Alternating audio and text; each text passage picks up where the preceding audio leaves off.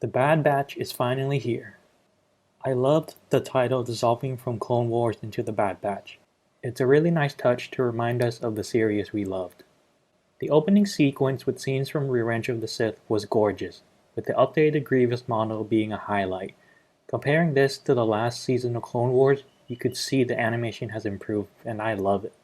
It made me wish we could one day get an adaptation of Revenge of the Sith as a series by Dave Filoni.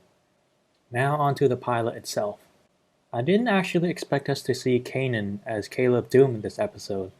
It's a nice little connection to Rebels, although hearing grown-up Kanan's voice coming out of him was a little weird. It's nice to see the transition between the Republic and the Empire in terms of politics and the military.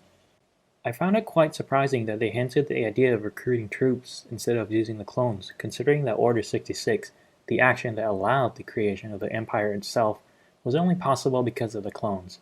It's going to be a really interesting plot point that I hope they continue to explore going forward. Of the 5 members of the batch, I like Hunter the most. He's the leader, he makes the decisions, he looks cool, he has an awesome knife that he uses, and in some ways he's the moral compass. He doesn't just blindly take orders, but questions it. Tech was okay. I didn't like or dislike him in particular, he just did his part. When Order 66 happened, I kind of expected Echo to have a bigger reaction. I mean, he was a Reg after all, who fought side by side with the Jedi. I think it would have been nice to hear more of his thoughts after hearing that all these generals he's fought with have all suddenly become traitors. Crosshair. I kind of spoiled myself with some leaks of him becoming a bad guy, but I didn't know how they were going to do it.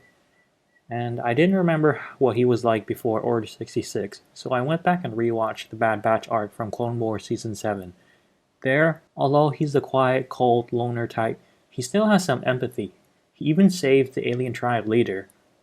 From the start of this episode, he seemed less human from the start, and we finally get the answer that his inhibitor chip is partially working, like the regular clones. And now that it's been intensified by the Order of Tarkin, he's finally loyal to the Empire.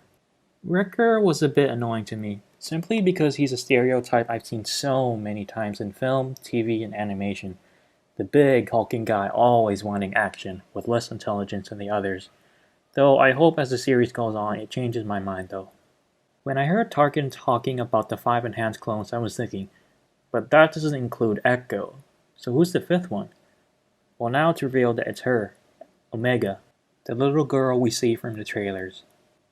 Which actually surprised me because I'd expect the 5th clone to at least look like the rest of them and be the same age.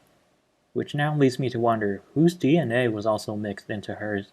It'll be interesting to see what's special about her, since a lot of people are speculating that she may be force sensitive. I just hope they don't overpower her like they did with Rey.